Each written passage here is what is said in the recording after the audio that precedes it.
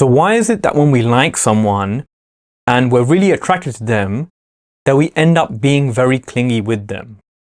So why is it that as soon as we like someone romantically, we always want to spend all our time with them, we want to be really hooked onto them, and we can't give them space? Giving them space is something that's just so difficult for us. We get too much anxiety when that happens.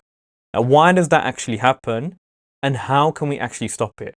So in this video, I'm going to be going through this a little bit more and how exactly you can start changing clinginess patterns that you have when it comes to your romantic relationships or when you are dating. So in this video, that's what we're going to be covering. So starting off, what actually ends up happening? The feeling where I really like this person and now I can't give them space. I have to be around them all the time. I have to be connected to them. I always have to be with them. I have to be texting them all the time. And when I'm around them, when I'm with their company, or in their company, I can't actually let them go. I don't want to let go of that connection I have with them. I want to spend more time with them, go more places with them. Again, being more of a tag along. That's something that can often happen when we have this pattern. But why does it happen? So where is the clinginess actually stemming from a lot of the time? Because what is actually happening here is this clinginess is actually part of something a little bit bigger. So right now, when it comes to this kind of field, there's a lot of information about attachment styles. And this trait is essentially one of the parts of one of the attachment styles, which is the anxious attachment style. So the anxious attachment style is where we attach in a way we fear then losing that connection with that person. So we're always trying to get more connection, moving towards a person more. And this is one of the parts where the clinginess comes from. Because deep down for us, there's essentially a wound there. And there's a wound where we feel very wounded when it comes to a connection with someone. So naturally, when the person starts to go and move away from us, it triggers that wound that we have. Obviously, I'm not talking about anxious attachment in this video, but what actually happens, one of the ways we cope is then by being clingy. This is where the clinginess pattern starts to come in. Because the clinginess allows us to stop having that bad thing happening. So we prevent that bad outcome from happening, and therefore it's a way for us to protect ourselves. So what is actually operating here on the background when we're acting like this is there's a wound here. And with this, there is an anxious wound, anxious attachment wound, which is then where the clinginess is coming from. So when it comes to wounds, how it actually works is, a lot of people think the wound comes from how we are as an adult, our adult self, but that's not where actually the wound is stemming from. But this is why, when we're in that situation, we know not to be too clingy. We know we need to give this person space. I'm acting a bit too desperate at times, but we can't stop that. Again, why does that happen? Why? Consciously we know, okay, I shouldn't be acting like this clingy, needy person, but then we can't let go of that. And this is because there's kind of two separate parts playing here, two separate parts that are playing a role here. And this is how it works with a lot of wounds. So firstly, we have the adult self. That's obviously our adult self, how we show up. And this is where we have more of the logical thinking. Okay, I know this person, I need to give them space because I'm being a bit too much for them. I'm being too clingy with them. I'm being too needy with them. And I just need to give them a bit of space to breathe. But when we try and do that, it's like something else drives us. Something else pushes us to be like, no, I can't do that. I need to spend all my time with this person. So that is the part that is actually wounded. And what that actually is, it's basically our inner child. So the inner child is, again, basically that childhood version of ourselves that's living within us. And when it comes to wounding, all of the wounds that we have, all these different wounds, in this case, it's an anxious wound, they reside within our inner child. So our inner child is actually holding all those wounds. And that is what actually drives us to, in this case, to be clingy. Because even though as the adult self, we know, okay, I need to give them space. When we start to pull away, it triggers that wound in our inner child. And then the inner child wants to push us to go forward. So this is where essentially the problem lies. And it's why we end up going in that direction. And like I said, this is something that I used to struggle with a lot. Because for me, when it comes to, attachment styles, I had a bit of both. So my attachment style was more of the anxious avoidant, the fearful attachment style. But I was heavily on the anxious side. So I had a lot of anxious tendencies. So one of the things I would do, I would be very, very clingy, like very, very like smothering with the girl. And the reason why I would be like that is because I didn't want to give her space, because it would trigger my inner child. I even remember going on dates with girls. It would always be kind of, at that time, it would always be the girls having to end the date. I would just want to extend the interaction like pretty much forever.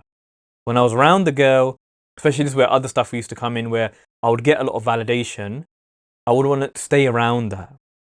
Even if it went past like 2, 3, 4 hours, I still wanted to stay and keep the date going.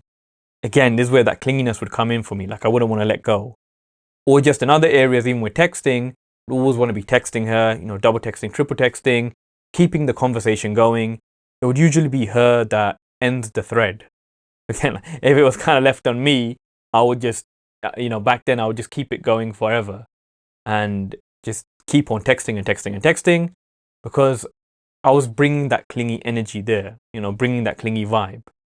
And as I mentioned, the reason it was happening for me is because it was triggering a wound I had, my inner child wound. And in this case, it was the anxious side of my wound.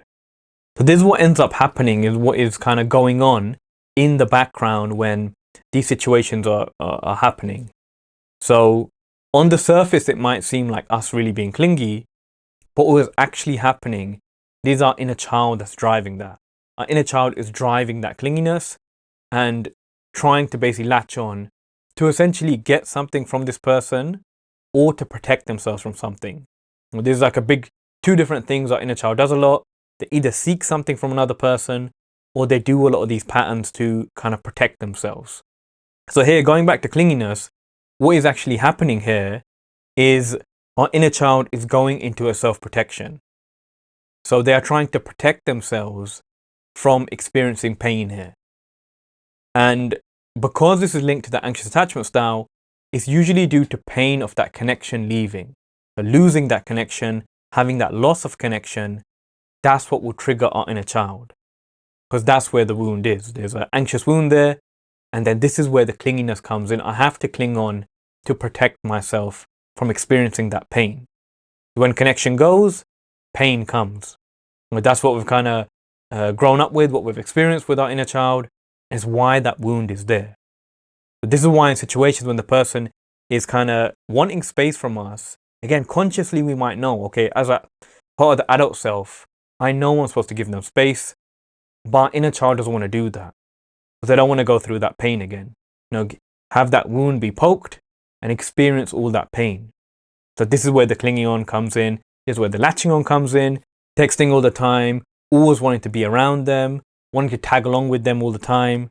These are where all these behaviors start to stem from. Where all these patterns are coming from.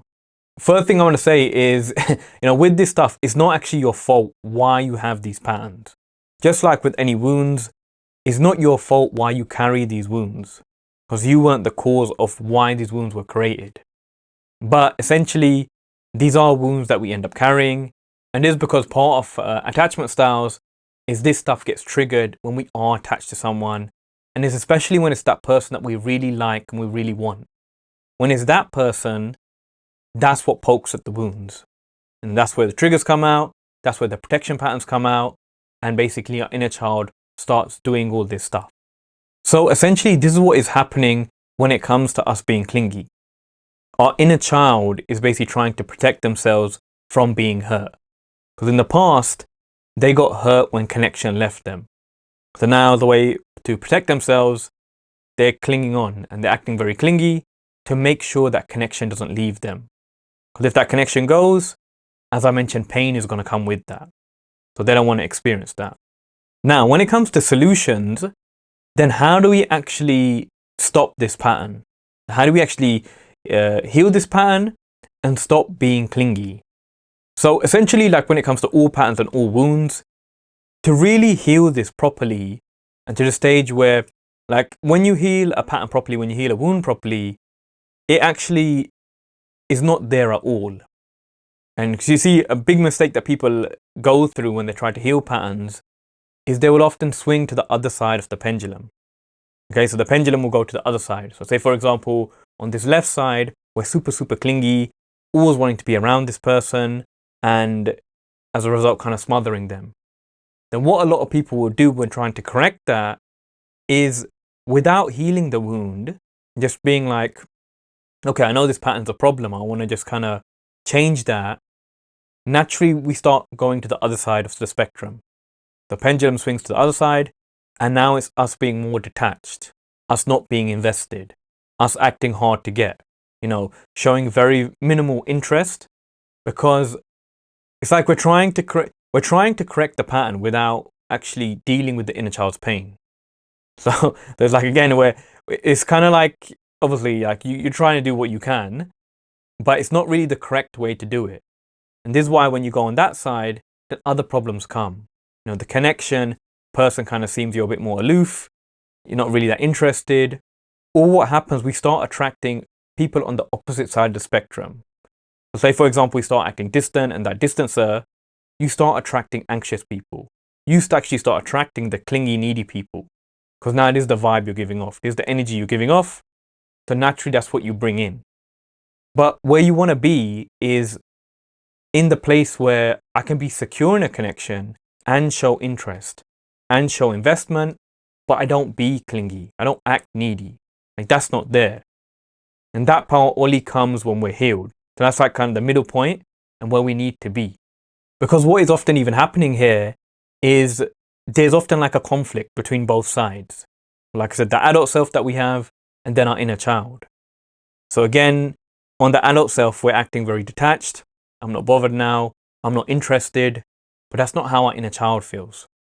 So there can usually be like a little bit of back and forth. And this is where the hot cold comes from us. Well, okay, I'm going to act like I'm not bothered with this person. I'm not that interested in them. But our inner child is interested in this connection. So even when we try to pull away, we act detached, then our inner child then pushes us to go forward. It's like you end up being kind of torn from each side, because there's kind of like two things operating here. An adult self and our inner child, they're conflicted with each other. But when you start to heal this and heal it in the right way, again, that doesn't happen there. There's a lot of alignment then. Inner child and our adult self, they both align. Because there's no more pain there with my inner child. There's no more wounding there. There's no more fear of something bad happening if I don't cling on. So this is what actually happens when you heal the wound in the correct way, or you kind of heal the pattern for your inner child by actually directly addressing it. So this is what you want to start to do here when it comes to healing this pattern. You want to start to give your inner child what they really need to help them let go of this clinginess. So, for example here, it could be something like giving them security, giving them warmth, giving them care. It's usually an emotional need that you need to give your inner child. And when you can give them that and truly give it to them, in abundance, then the pattern just starts to dissolve. Because again, these patterns are actually a lot of substitution behaviors. The pattern actually comes because our inner child is missing something. So when you give our inner child that, the pattern starts to go. For example, taking something like money, someone who is very frugal with their spending, maybe the reason is, like, obviously it can be many reasons, but say the reason here is because they don't have a lot of money. If, for example, now you give them a lot of money, like say they won the lottery or something like that, that kind of pattern of being very frugal and budgeting too extremely will just naturally start to go. Because now I no longer have the issue. I have more money than I know what to do with. So I don't need to be so frugal. I don't need to budget so extremely. Like, that's not really there because this kind of situation has changed. Because again, just like in this situation, it's a substitute behavior. It's a substitute pattern. Because I don't have A, that's why I'm doing B. But when I have A, I don't need to do that anymore because there's no drive to do that. So this is again what happens when you start to heal a pattern properly. And even for me, what I noticed when I did a lot of inner child work, just doing this and really giving my inner child what they needed can help you let go of these patterns. And it's a natural thing. So it's not like even like a conscious thing you have to do. I consciously have to try to not be clingy. It's just not there. Again, just like if we look at other attachment styles and us being the distant, aloof person, in terms of our natural state, that's not really there because we don't have those wounds. So likewise here, when you heal this part, the clinginess will just go by just giving your inner child what they need. And like I said, for me, that's a big thing I noticed. When I gave my inner child what they really needed, this pattern of clinginess, this protection pattern of clinginess, it just started to go. Okay, so this is essentially how you heal clinginess and what you need to do. Now, if you want to learn more about this, I'm actually building out a membership site where I'm going to go through all of this stuff and exactly how to heal your inner child. Because with healing your inner child, there's like a process you have to do. So it's not just like as simple as just, okay, just giving them this one thing and the pattern goes. There's certain things you have to do, certain process you have to navigate through, or there's specific things that your inner child needs, or again, like other processes that they need to go through. So again, that's why I've created a membership site where I'm going to have a lot of different wounds that I'm going to cover there. So how to heal the anxious wound, family archetype wounds, sibling wounds, parental wounds, the mother wound, the father wound, things like this. I'm all going to cover in this membership site and how to really heal them from the inside so your inner child can start to feel more whole and complete. So if you're interested in that, there'll be a link down below where you can sign up for the waiting list. Okay, so I'm still building it out at the moment, but you can sign up for early access, early content, and exclusive discounts. So check that out if you're interested. Okay, but back to the video. For here, one thing I want you guys to start doing is to actually just start connecting with your inner child. So practice going inwards and seeing what your inner child needs and then giving them that one thing.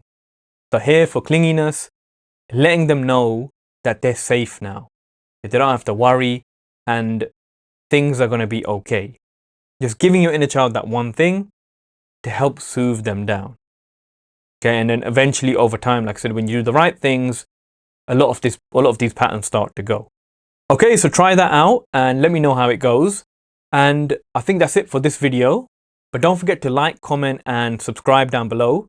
And let me know your thoughts. Let me know if any of this stuff was relatable, how much sense this made, because I've got a lot more videos like this coming out about inner child work and inner child wounds and exactly how to heal them and where your patterns come from. Okay, so let me know down below what your thoughts are or other videos you'd like to see when it comes to inner child work. Okay, until then, I'll see you in the next video. Peace out.